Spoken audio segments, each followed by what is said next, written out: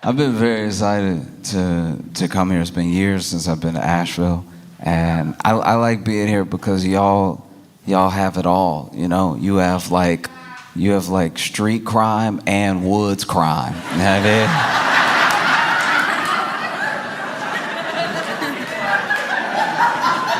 You know what I mean? Like, this is one of the only places in America where a deer could get shot with a Uzi. You know what I mean? Like, y'all really moving out here. No, it's incredible. I was, last time I was here, we were on the road and we were headed to a show, and there was a dude, okay, there's no good way to pop out the woods. I'm trying to be fair to him, right? Like, I don't know what I was expecting. I don't know how it could have been better, but there's no good way. This dude, we're passing by in the car, and, things happen fast when you're on the highway and everything, but from far away until I passed him, I see this dude pop out going,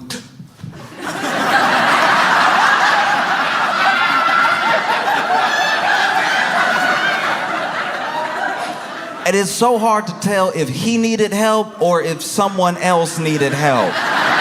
Do you know what I mean? Like, you either the victim or the assailant, but you looking like you could be equal parts right now. You know what I mean? Because it wasn't like his head, like it wasn't like he had an injury or something. He's like, oh, what happened? He looked surprised that there wasn't more woods to run through. This dude popped out of the woods like there was supposed to be more trees. This man popped out of the woods and froze.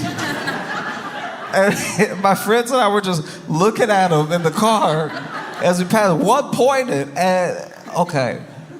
He ran out of the woods as if to be like, oh, I made it, I'm free. Or, damn, they got away. I can't tell which one it was. No, because he was dressed. It wasn't like he was a naked man, but okay, even if you're wearing clothes, there's a certain amount of legs open that make you feel naked to other people. You know what I mean? The fact that he ran out it doesn't matter that I have pants on right now. This is a very naked stance to take. This doesn't look, these aren't regular clothes stances. And so the fact that he ran out of the woods and stopped and was looking around, it's like, you might as well be naked because you're making us a naked amount of uncomfortable, you know? My man busted out of the woods. And, I wasn't next to him. I was in a car, thank God. I was in a car. But you could just tell from looking at him, he breathing heavy, which means he was running in the woods for quite a while. Looking around all low. Why? Just stand up. Like, do you know what I mean? There's nothing to hide behind now. So being this low, legs open, looking around, this is a much more comfortable position to look around in. This man ran out, and we saw him. Okay, so we saw when he busted out of the woods, we were pulling up, so we saw him bust out of the woods, and then one of my friends pointed, and I know he couldn't hear us. I know he couldn't hear us. Like you should know I know that. I know he couldn't hear us, and the windows were up. He couldn't hear us, right? But my friend was like, do you see that guy? And right when he said, do you see that guy? This man, I turned, I looked, and he looked at me. Now, I know I'm in a moving car. He probably just looking in my direction. But I screamed like he was in the car.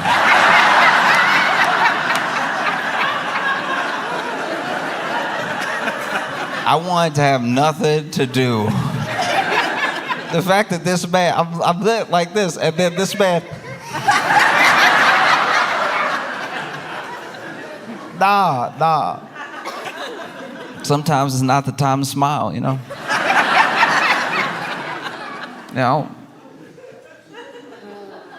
Smiling after running out of the woods, I think you are the assailant. I think that But no, it's great to be back. It's great to be back in Asheville with you.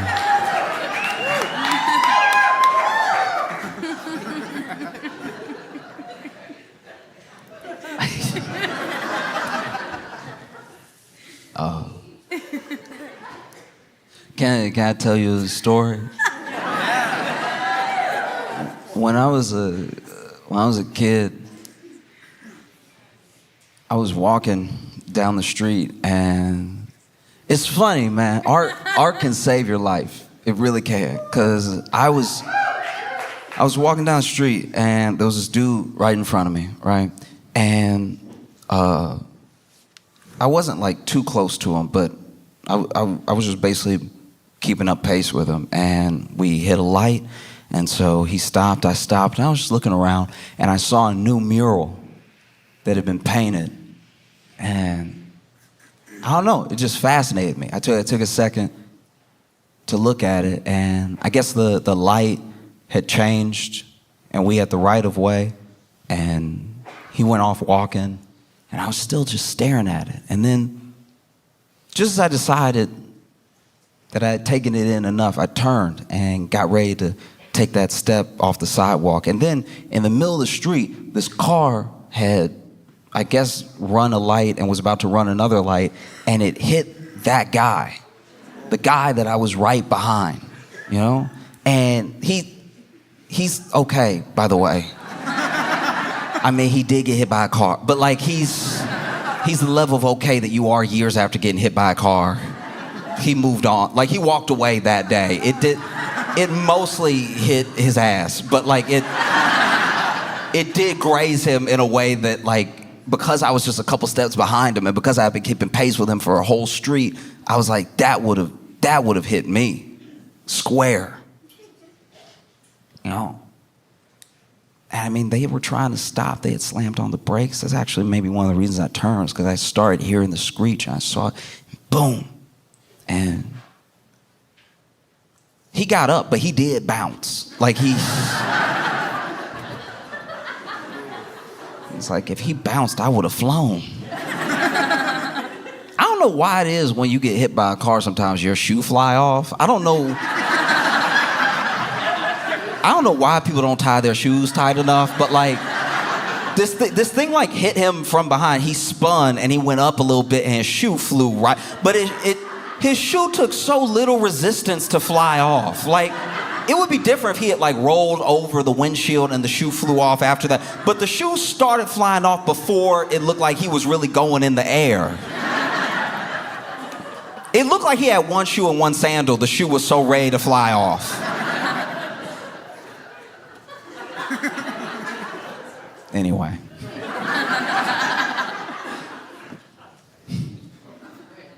I still can't get over what happened Sunday at the Super Bowl. Like I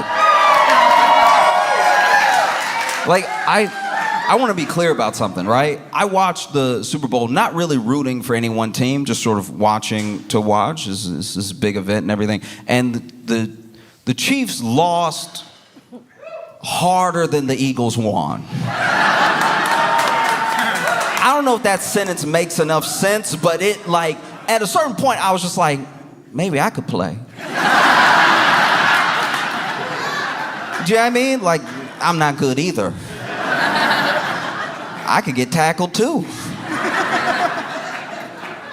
Oh, that was rough. That was hard. There was one point where I was watching it, and I was like, guys.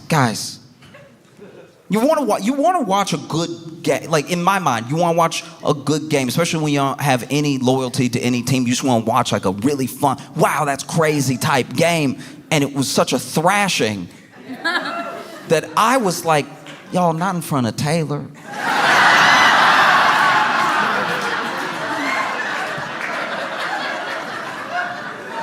Taylor done shown up and got dressed and everything. And there was one point that they went to Taylor on the camera and they booed Taylor. I was like, what did she do? Do you know what I mean? There's nothing America hates more, apparently, than a woman minding her business.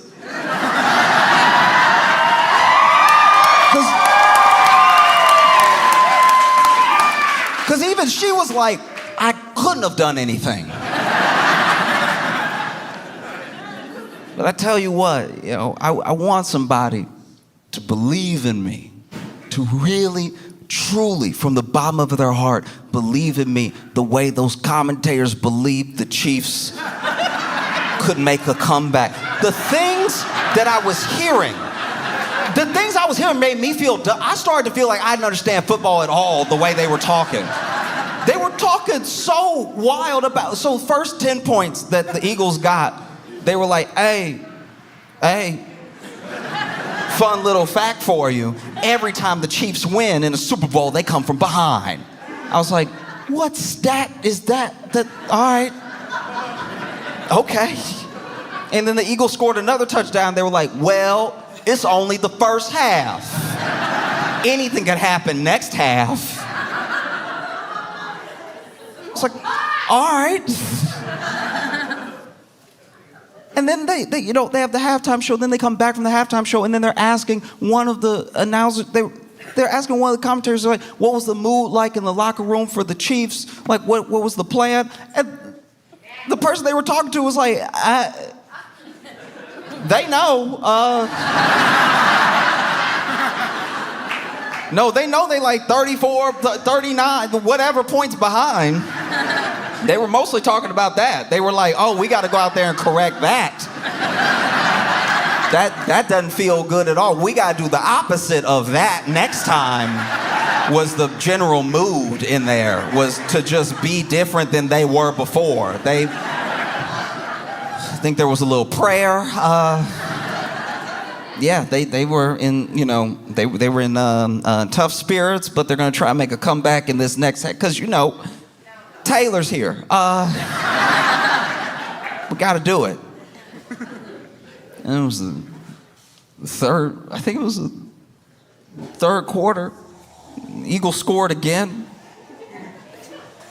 And the announcers came on, they're like, look, you never want to celebrate too early if you're the Eagles, right? Because you have no idea what these Chiefs could do. You can tell they're just trying to save the ratings as hard as possible to make it seem like there could be this 10-second comeback of 59 points or whatever they need. It was the most insane. I was like, no one has ever believed in me the way that they're like, you never know though. Even when it was the last 5 minutes, they were like, you never want to celebrate too early because that's how you can lose the game even when you are 99 points ahead, okay? It's the hubris that loses games. I'm sitting there like, do I not know how to count? Like, it's too many sevens away. I think they got it.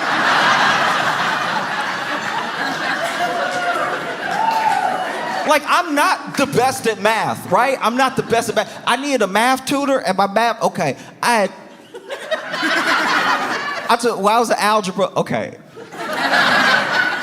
Math is like one of the only things that I really struggle with genuinely, and not like basic math, but math once it gets conceptual, right? And so I had to take Algebra 1 twice. It's the only class in my life, I think, or maybe there's one other, but it's one of the only classes I've ever failed and had to take again, right? And so I'd take Algebra 1 twice, and I was so thankful when I finally got a C after the second time, and then they made me take Algebra 2, and I was like, last I checked, 1 + 1 is 2. I don't know what y'all are trying to do to me, okay? But I was at Algebra 1, okay, I had 2 math tutors, and one tutor quit. One tutor quit because it was, okay, they were helping me, and then I was basically getting things so wrong that they were questioning. They had to get away from me before they didn't know algebra anymore.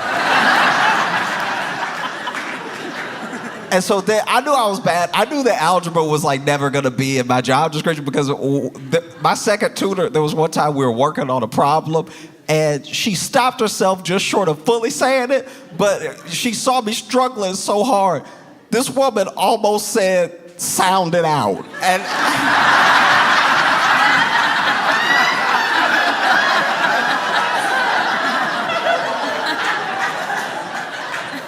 And she stopped herself, but you could tell, beneath the surface, there was this thing of I don't even know how to help right now. And don't get get me wrong. I'm not judging. I hate when people look at the efforts of like elite athletes as if they're not all incredible. The Kansas City Chiefs are good. They were just bad that day against the Eagles. I throw a football like I just got an arm. So I'm not going to be over here judging too harshly, right? It's just the way that they fought. They fought so hard. Oh no, they can pull it out. Trust me. They can do it. You know? And then my friend shared a theory with me. This was crazy. This dude told me, I was talking to my buddy David, and David said, because I told him the thing I just told you, right? I was like, I've never seen a game like that where they've tried to make it seem so even the whole time, even though the numbers were on the screen. And my buddy David said that Tom Brady was one of the ones really pushing that narrative, and he thinks that it was because Tom Brady is jaded from the fact that off of this potential three-peat, people are already calling Patrick Mahomes like a GOAT, like putting him in that conversation. And so they're like, they're basically lifting up Patrick Mahomes very quickly and very young, very like, you could even maybe say a little early in his career for the GOAT conversation. And then Tom Brady, who's obsessed with the game and gave so much of his life to it, sees that and feels some type of way. And so he was basically telling me that every time they did that, that was actually just Tom Brady digging in. And I watched some of it again, and I think he might be right. Because it was coming off hella sassy when you watch it back with that context. Like when you see Tom Brady commentating on the game, he's like, yeah, Mahomes. I mean, you never know with these Kansas City Chiefs and how good Mahomes is. Maybe he can come back from 30 points. I mean, maybe he's just that good. We don't know, right? A lot of people are calling him the GOAT. I mean, not today, but a lot of people are calling him the GOAT. So maybe he could do it. Interesting strategy, getting sacked again. I've never seen anything, but this Patrick, he's good. He's very good. He's probably used this as a strategy to lose by so many points in the first half that he really comes back in the second half. Because he can, because he's Patrick Mahomes. You know, back when I was playing, I tried to not get sacked, but I guess if I had been sacked more and then won after that, people would be more impressed, but it's...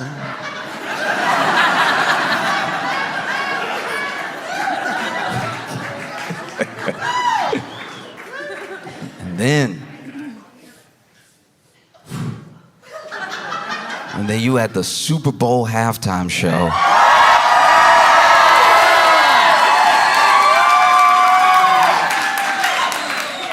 By Kendrick Lamar. This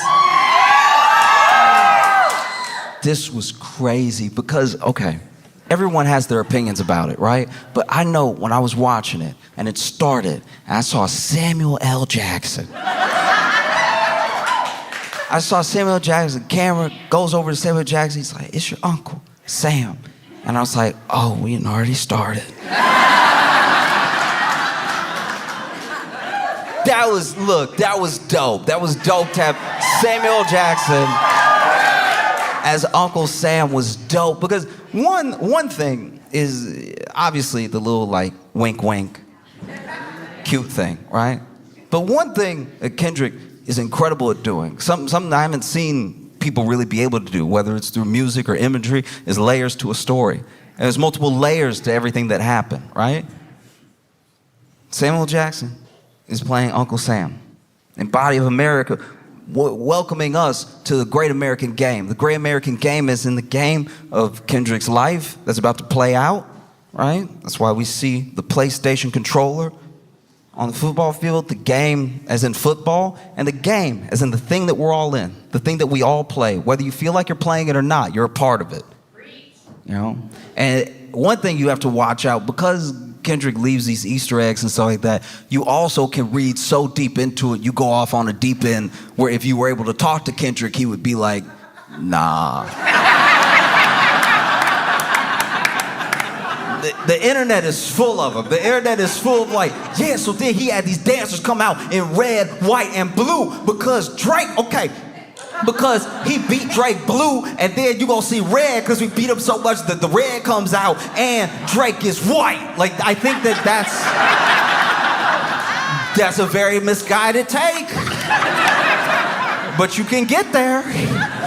It's very easy to get there. You start searching, hunting, trying to read into every little thing. And if you're not careful, yeah, you go off on some deep end. That's not what anybody intended, you know? And this dude says it because that's the other thing. He sets you up with some pretty fire lines that make you start digging. He specifically says, you wouldn't get the picture if I sat you for hours in front of the Louvre. So now even I'm digging. I'm like, oh, okay, yeah, the Louvre. All right. Drake is Canadian, French Canadian, the Louvre.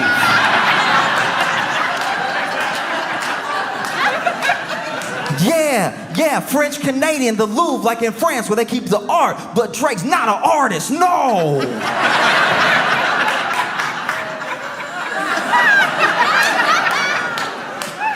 No, that might not be it. That might be, that was dumb, my bad. And so he does the snippet, some people are calling it bodies, and then he does squabble up, and out of nowhere, after squabble up, Samuel Jackson comes out again, no, too loud, too reckless, too ghetto. One of the things that if you've been black in America at any point you've heard about yourself, whether you overheard it from people talking behind your back or it was told to your face, too loud, too reckless, too ghetto, there's something wrong with you just being yourself. You know? And it's delivered by Uncle Sam. Right? I don't know, when I go to like a new place, one time my friend was asking me, because I travel so much, he's like, how do you know how racist a place is when you go there? You know, don't you think about it? I was like, yeah, I think about it.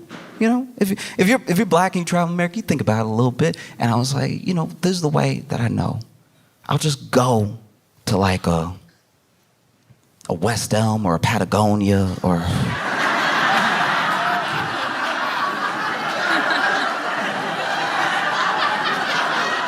or a Lululemon, or I'll just walk in and look around, do a little shopping, and just smile at people. And however long it takes them to smile back is probably how much danger I'm in. You know, you go into Patagonia, you smiling at everybody, hey, and you get a couple smiles back quick. You're like, all right. We're safe. But if you walk into a West Elm and everybody just looking,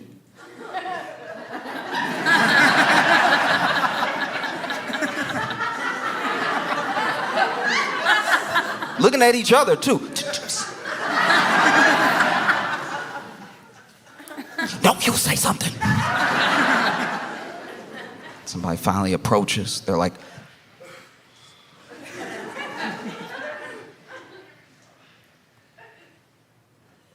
can I help you?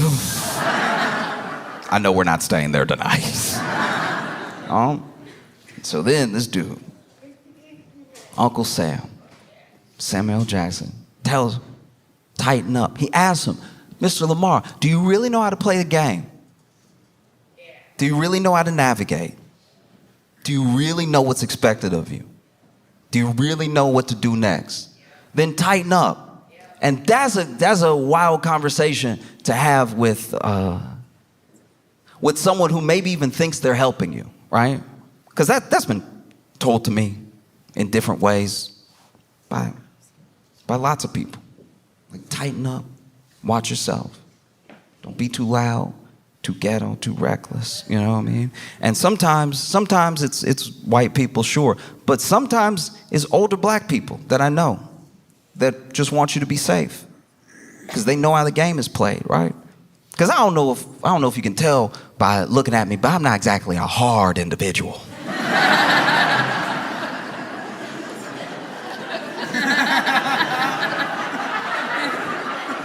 Do you know what I mean? Like, I'm not, yeah. You know what I mean? Not only am I not a hard individual, I remember one time, my mama tried to raise me to be a gentleman. And there was this one time, I was in college, and I'm working on a group project, and one of our classmates was ready to go to her car, and she was like, hey, does anybody mind walking me to my car? And I was like, yeah. And then she was like, does anybody mind walking us to my car?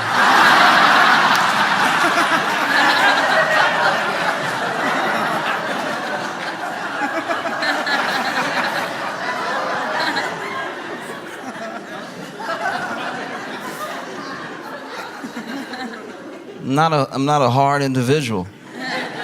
I'm smiling at everybody. Literally, I use the smile test. That's how I know if a place is safe or not. I smile. I make myself open, right? I show. I'm no threat. And I even got in trouble with my friends one time because we were walking down the street in Chicago and, made eye contact with this cop, and he was like mourning, just a little passing mourning. And then I didn't realize it came out like this, but apparently I was like, officer.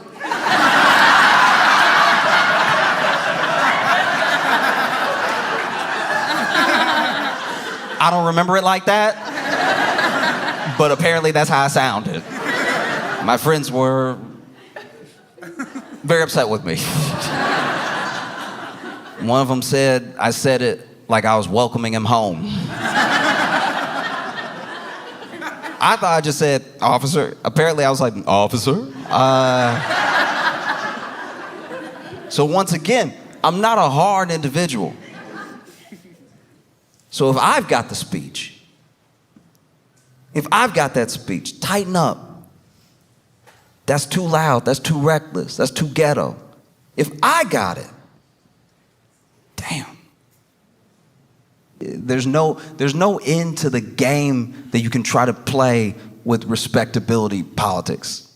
You can either be yourself or you can't. And if you can't, then to whatever degree that you can't, doesn't really matter. Do you really know how to play the game? Then tighten up. Goes into Man at the Garden. And Man at the Garden is one of those things. It's a refrain. I deserve it all these things, right? And he's on the block. And you see these boys on the block, so black. Gold teeth, dreads, everything. And then they scurry. They see Uncle Sam coming. Uncle Sam walks up. Kendrick's already walked off. And he says, oh, you brought your homeboys with you. Okay, little culture cheat code. Turns to the camera and says, scorekeeper, deduct one life.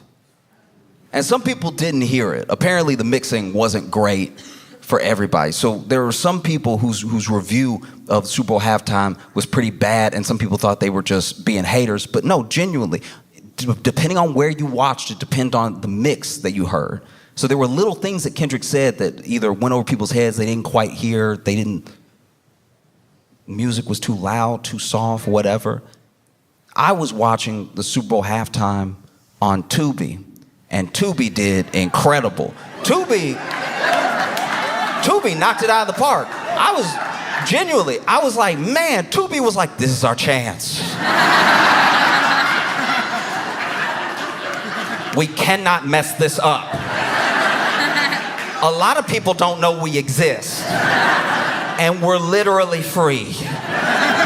We have to knock this out of the park. And they did, because I heard everything. I saw Samuel Jackson turn, scorekeeper, deduct one life, and that thing hit me hard, because that is what happens. That is part of the game. You should know that. That's one of the reasons that it's sometimes scary to stand up. It's scary to be different, because whenever you build community, they usually deduct one life. Whenever you make a movement, they deduct one life. And there are plenty of examples of it happening with black people and black culture, but it is everybody, just so you know. No matter who you are, no matter what you look like, no matter when you came to this country, try to start a union.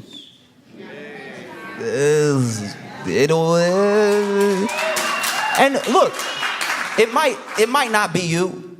They might miss. But it is what happens.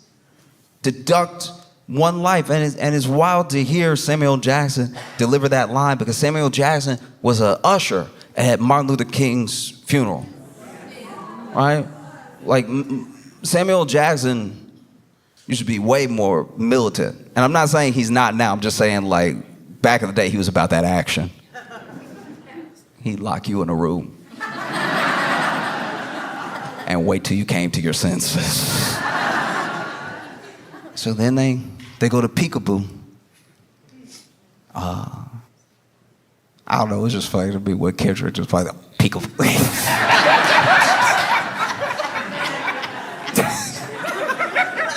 I had to laugh. People have so many theories about peekaboo, about him using Luther and all the stars, SZA coming out, being on the triangle. Like, I'm not acting like I caught every single thing, but I know that when Samuel Jackson pops up again and he says, yes, see, that's what we want. That's what we want. That's what America wants. Nice, calm, you're almost there. Don't mess this up. Right? Yeah. Because if we're being honest, that is the truth of the matter. People, even sometimes people who love hip hop, love black people, love anyone different the way that people love those tigers they take pictures with. I don't know if you've ever been on Tinder. But every once in a while on Tinder, there'll be somebody with one of their pictures is just them next to a full-blown tiger, hugging them. And the tiger's sedated as hell. The tiger is over here.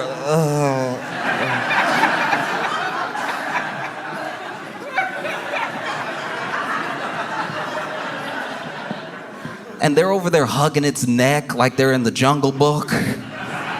Like, we have to protect these beautiful animals, all right?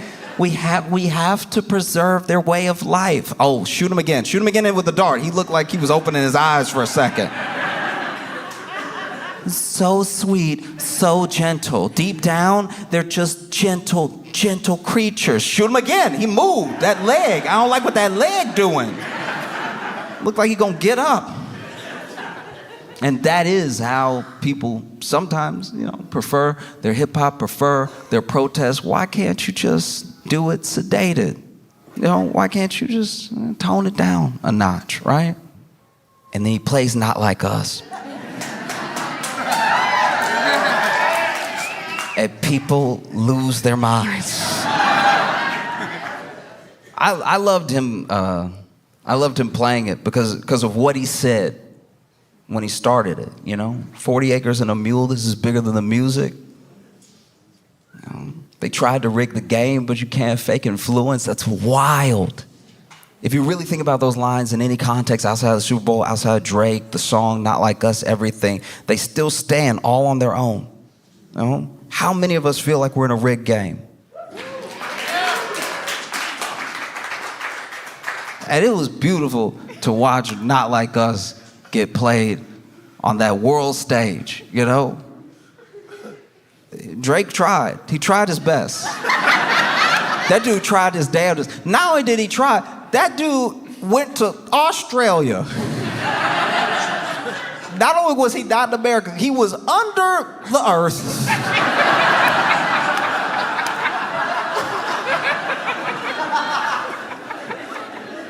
This man went under earth to do, to his credit, I'm not acting like he's not a big artist. I'm not acting like he doesn't have an album dropping this weekend. I'm saying, like, this dude went under the earth to do an arena show just to make sure at least these people aren't watching the Super Bowl.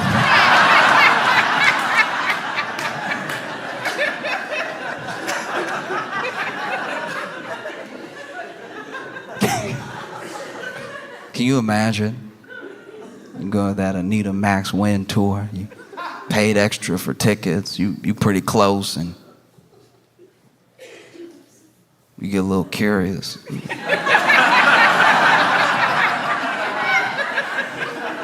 Drake on stage. What is that? What is that?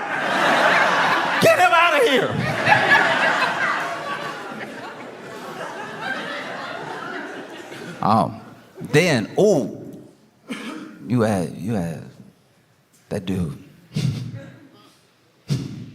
That dude performed Not Like Us. When I was what was it, like 2 years ago? I went to visit my friend. Now, my friend had a baby years before that. By the time I met his kid was 5, because we hadn't seen each other a really long time. And cutest kid. It's crazy that my friends are having kids because I can see, you ever see somebody who looks so perfectly like a mix of their parents? You see perfectly both of those people in this new person. And we were supposed to hang out all day, and he went and we were in the kitchen and he grabbed something for us to drink. And so he had poured himself an almond milk, poured kid something, was like, "Will you want anything?" I was like, "Oh, I'll just take that." And then poured me some. He's like, "I'm gonna just go ahead and get changed. I'll be right back." He goes upstairs and now it's just me and his kid. And I'm like, "How you doing?" He's like, "I'm good."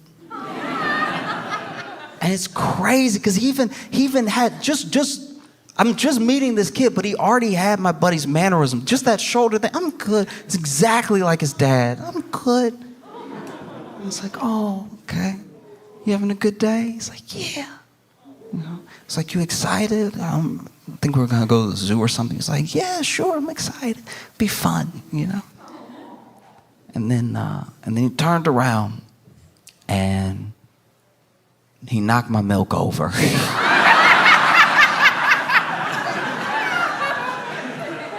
And this kid had been so sweet up until this point, I was sure it was an accident, right?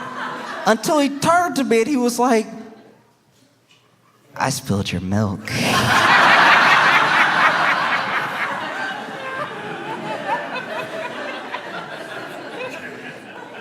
And when I tell you that thing was imprinted on my memory, like I had actually forgotten about it for these like 2 years. Until Kendrick said, "Say, Drake."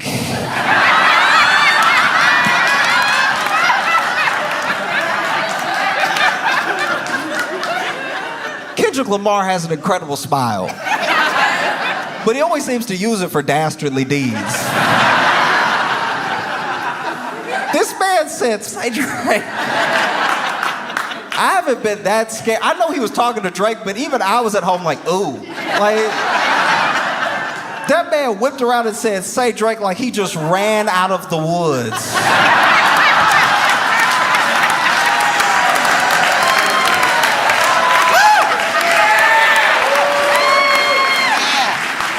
Oh, that was crazy.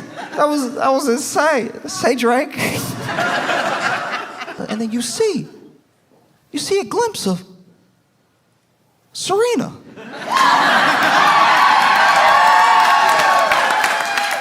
I couldn't believe I saw Serena dance. I was like, "Is that Serena?"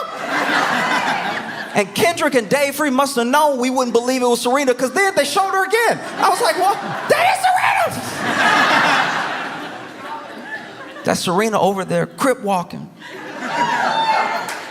Which, if you pay attention to the layers, you pay attention to the storytelling, one of the most beautiful things about Serena being on stage, crip walking, dancing, right, is not just as a sort of FU to Drake, right? Because it is.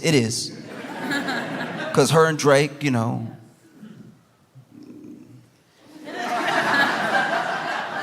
And then Serena moved on, and Drake couldn't handle it. A lot of people think that Kendrick Lamar is Drake's kryptonite, and he really isn't. Drake's kryptonite is a woman who's moved on. Do you know what I mean? Like, there's nothing that Drake hates more than a woman minding her business.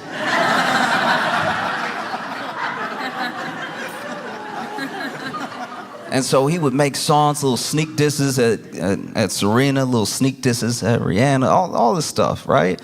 He loves beefing with women who have moved on. The best way I can sum up Drake to me is one time I was in Chicago, and apologies if you've already heard this little quick story, but I was in Chicago and I was sitting on the train, and this woman gets on the train, beautiful, like knockout gorgeous woman, right? And she ended up sitting next to me. And then this other dude gets on the train and he's sitting across from us, and he tries to holler You know, he's like, hey, sweet thing, how you doing, right? Now, this dude, to be fair, was very good looking. He was very good looking. Like when I looked up at him, I was like, oh, you two would make sense. Very good looking dude, put together everything. And he's like, hey, sweet thing, how you doing? What you doing? Where you going? How's your night? You know? And then she looks up from her phone and she goes, oh, nah.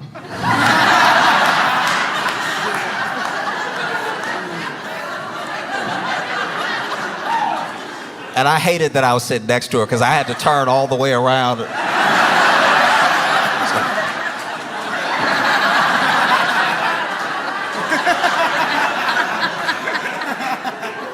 But she goes, oh, nah.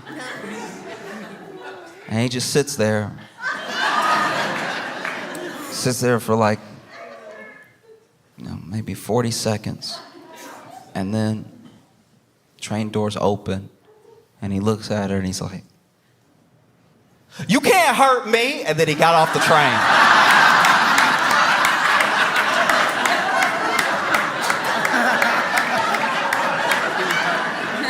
And that's what a lot of Drake beefs with women feel like to me.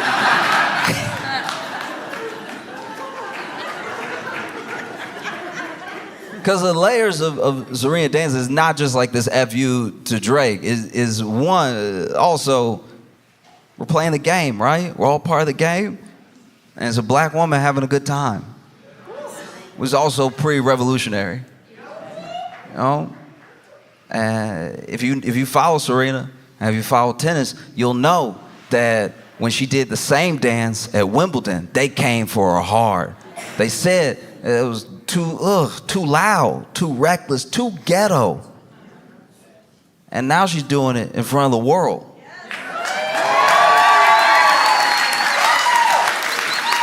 In front of the world with nothing but joy and people cheering her on, right? Giving us full circle moments. I thought that was so dope. You know? I even tried to do it. I hurt myself.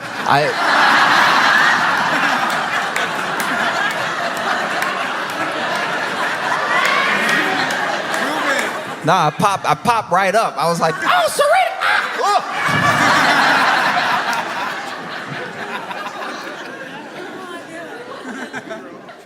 And I think that one of the most revolutionary things you can do is just have joy.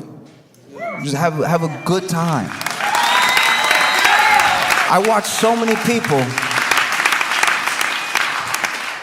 many people just having fun. I watch people watch it and have fun. That warmed my heart just to see so many people having a good time. I know it wasn't for everybody. I know there were some people that thought it was boring, they didn't like it or whatever. And he said ahead of time, you wouldn't get the picture if I sat you for hours in front of the Louvre. So it may not be for you, and that's okay. But I watched so many people have such a good time. It was dope, you know? And it's more than fitting. It's a blessing. It's an honor to talk with you about this, about black music, about black joy at the Orange Peel in Asheville, North Carolina, a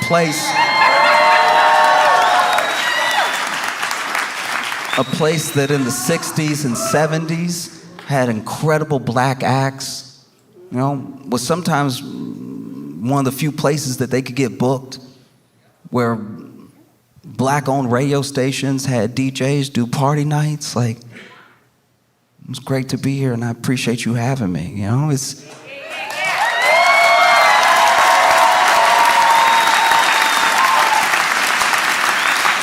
I think that for the most part, when I think about the halftime show and when I rewatch it for the 100th time, and there were so many people that were critical of Kendrick. It should have been more. He should have done more. He should have gone up there, been more militant. He should have done this. And it's like, look, can I just tell you, I'm not trying to be a bummer when I say this, but everything you've ever watched that ever went out on a broadcast that you thought was revolutionary or you thought was ultra militant, was approved for you to see by a corporate lawyer. Like all of it was, you know? In fact, whenever a moment gets through that's not that thing, that person usually faces swift consequences. There are so many people that are like, no, he didn't go far enough. He could have done so much more. And it's like, look, I understand. That's what people are saying. But if you really believe that, if you really believe that he should have done so much more, I can tell you this, art can save your life. Art can absolutely save your life. I believe it from the bottom of my heart. But believe me when I tell you that entertainment will never be your salvation. All right? Art can save your life, but entertainment by and large is escapism. And no one has ever escaped their chains by forgetting they were there. So you cannot, when I tell you, you will not be saved through entertainment alone. Expecting Kendrick to rap so good that Trump is like, I'ma stop.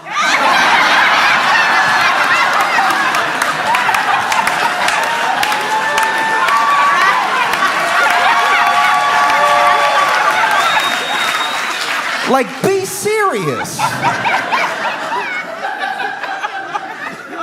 If you really believe that, if you really believe he didn't go far enough, he didn't do enough, there was so much more he could have done, forget the symbolism, forget the double entendres. He should have spoke plainly. He should have put it all out there. I have great news for you. There are these things called books, right? There's these things called books, and every revolutionary that the government was scared enough to murder, almost all of them wrote one before they died. And they're so confident that you won't read it, they have it for free at the library.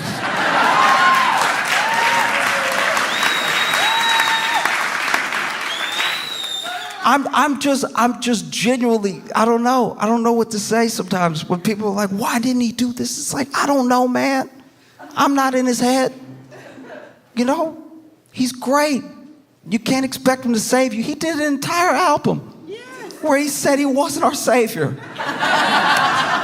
The whole album where he was like, yeah, but I rap.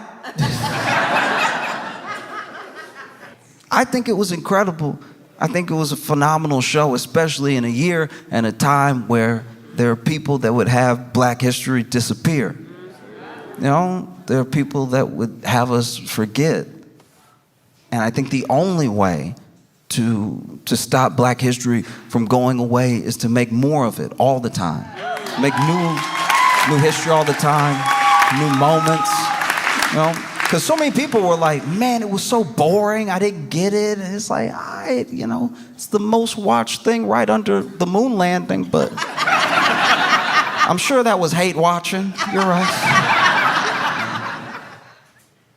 I think that whatever you take away from the performance, if it's art that touched you, that made you feel something, that's good. That's all you can hope for.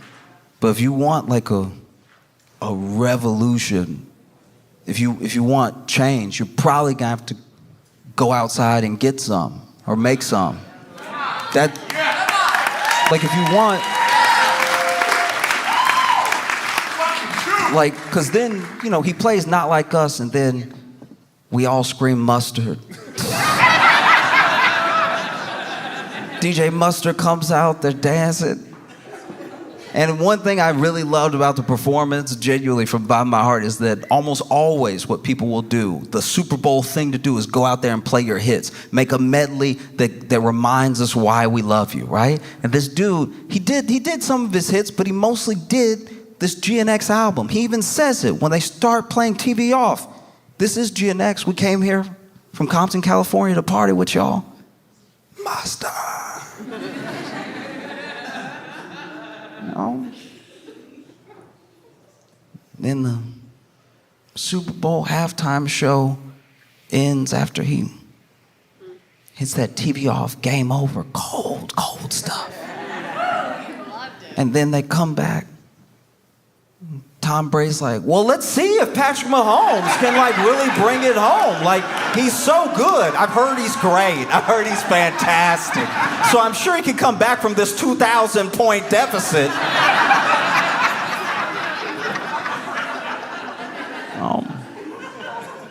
No, for real though. If you want change, art can save you. Entertainment will never be your salvation. And so if you really want to see a different neighborhood, a different country, a different world, you probably gonna have to turn TV off. Did everybody have a good 4th of July? Yeah. I did decent. It was a fine time, you know, but like 4th of July there's two groups in America that are very conflicted with 4th of July. And it's black people and dogs. Like both of us just, the whole day we don't know how to feel. The whole day is fucked up. And I'm a black dude with a dog, so I was looking at my dog all day like, I know. Like it's, both of us just gotta watch white people have the best day of their lives. And it's just like, oh God, okay.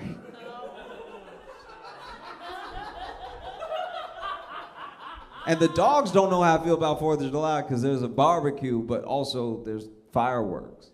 So you might get some good scraps, but what is going on up there? Like, every dog is British on 4th of July. Every dog is like, what the fuck are they doing?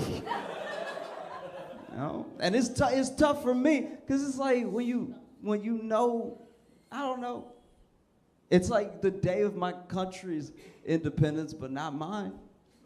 Isn't that weird? It's like you can't even really, because they don't really teach about it, but like black people fought in the American Revolution. Like black people fought for the country to be free. And then we were like, yeah, we're free. And then somebody was like, what do you mean we? You know? I know. It must be hard to hear.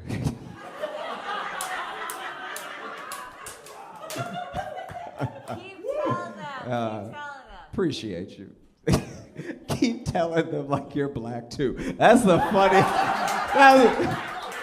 You're my favorite. I love you so much. Thank you for that. Keep fucking get they ass. I only know what it's like to be me. The hardest life you're ever gonna have to live is your own. So I don't know what it's like to date as anybody else, and I can't judge. I'm not even gonna try to project. I will say, just being me, it's been hard enough. So a woman dating men is an unenviable position. I can't even imagine what that's like, you know, because men be out here killing. That's look. When it comes to dating, everyone, don't let the podcast fool you. Don't let your friends get in your ear. Everyone is doing everything. Men and women both cheat. Men and women both manipulate. It's all, there's no like one-sided thing except the killing is us. That we be doing that shit for real. That's like, even if women wanted to catch up, it would take till 22 to really match our numbers. We out here crazy as fuck, killing. It's wild.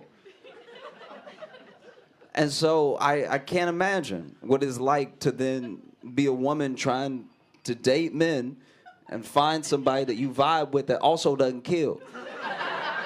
Because remember, when they catch these killers, everybody talking about how nice and polite they were. They were, outside the killing, they were some good men. You know what I mean? So now you, a woman out here trying to find a man that's like, you know, nice, treats you well, not dangerous, but a little dangerous. You know what I mean? Like, you a little bit of that, like.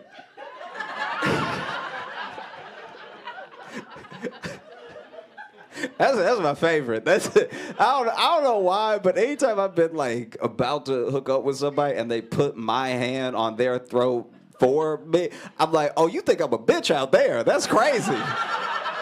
That's wild. You feel so safe with me. You put my hand on your throat. That's almost insulting. That's a little like, let me do what I was gonna do and then we figure out if, you know, like, don't just be like, let me help. Like, that's so insulting. It's crazy. And then another part of me very much likes it because you're helping me help you. Like, it's like, that does low-key, I'm insulted, but it does feel like a cheat code where I'm like, oh, and then this? Like, it's, you know? But it is I cannot imagine. It really is tough because then you know, how do I put it? I'm not trying to be like, oh, poor, poor men or whatever, but then you gotta be that person. You have to be someone who's interesting, nice, engaging, charismatic, and prove you don't kill. And trying to prove you don't kill make you look like a killer every time, all right? Please believe me, the most murdery looking people are the people who are trying to convince you they don't kill. Imagine somebody ask you, hey, you want to do something later and it's safe? Why would you say that? Why would you even bring it up? That's crazy. But it's also kind of crazy not to bring it up. It's like a real tightrope to walk. I thought I was doing well. I thought I was doing so good because I would hear, I have so many different, friends out here dating, men and women. I hear all the stories, and so I was aware. I was like, sometimes when women go out with a guy for the first time, they don't really know him. They met him on an app or something. They end up like sharing their location with their friends, or they end up texting like, hey, this is where I'm. So I was on the date. Date was just starting. I was like, hey, do you want to text your friends where we're going? Like, just to let her know I wouldn't be offended. But then as soon as I said it, I was like, that sounds like we going to the woods. That's... God damn. Then I'm like, I'm not crazy or anything, which, why would you say that? It's still bad. Did y'all, by the way, have y'all been in this whole Jonah Hill thing that's been trending? Yeah, a little bit. Some shaking heads. All right. So if you don't know about it, I'm going to try to sum it up in 2 sentences. Basically, Jonah Hill's ex-girlfriend has put out in her story their old texts to each other. And it's a lot of him being like, why you got to be around men? It's a lot of just like, she's a surfer, and it's like, why you gotta surf with men? And it's like nonstop. And he's clearly in lots of the texts having like some sort of moment where he's like very scared she gonna cheat or something. But it's like, the texts don't make sense. Like, she may have cherry picked some text to make him look extra bad, but he still texts what he texts. So then it's just him texting like, why you gotta surf, and he surfing, and y'all might surf on each other, all right? And then if y'all surfing on each other, you might get surf in your mouth, and then you come home and you just covered in surf, and it's like, you can't be surfing without me, bitch. Like, it was just, when you read them, you're like, oh no, this is not good, And there's been a lot of backlash and everything. I just think that Jonah Hill committed the cardinal sin of telling a woman what to do when he's not that good looking. Like, that's kind of all he did, really. When you think about it, when you read all the text, if that had been John Hamm and he was like, I don't really want you around other dudes, you'd be like, okay, daddy, all right. Like, just throwing it out there. Maybe, Because it's hard. It's so difficult. Building a relationship now is still it's always been difficult, but now we live in a more convenient era of civilization. It used to be maintaining some sort of relationship and just surviving were like the two hardest things to do. It was like keep your spouse happy and don't get malaria was like the two hardest things to do. And then we evolved and we evolved and we evolved. But now interpersonal relationships are as difficult as they've ever been, but everything else is easier, which actually makes them more difficult. Because our life is so convenient now that as soon as someone is an inconvenience, you're like, well, why would I even deal with you? Then you're done. And nobody's happy. It's hard. I think the thing that makes being with someone harder than it's ever been is definitely podcasts. It is. And it goes both ways. It truly does. All these podcasts are, it's like, don't listen to anybody, bitch. You're a fucking queen, okay? And if he tells you that you drink too much, he doesn't fucking party enough, all right? Don't let him fucking stop you from living your life and being the boss babe that you were born to be in your soul. You are a fucking Sagittarius, bitch. You cannot be stopped, all right? Live your fucking life. You walk on air and angel dust, okay? And then on the other side, you have dude, bruh. Bro, a girlfriend? You gonna get a girlfriend? You gonna get a girl and talk about she trying to improve your life? She's trying to change you, dog. She's trying to get you to eat vegetables? Bruh, she get you eating vegetables? Are you serious? She get you eating vegetables out here? Pause, dog. All right? Try to get you eating vegetables. Everybody know vegetables gay. If vegetables ain't gay, why they all shaped like dick? All right? Think about that. Zucchini, all right? Cucumber, that's a hard one. All right? But that's what it is. It's just people, huge influencers, people with huge followings telling people don't communicate with anyone, don't settle with anyone, everyone is against you, they're all trying to get one over on you, and it's coming from everywhere. So then, yeah, you listen to that shit going to work every day, you're gonna be pretty hard on a first date. You know, it makes it tough. And it's a shame. I don't know what to do with that information. Just anytime somebody start telling me about a podcast, I just start screaming. You know, it'll break my heart too. It'll be the smartest person you know. Be like, you know, he had some good points. It's like, I lost my friend. God damn, what a fucking shame.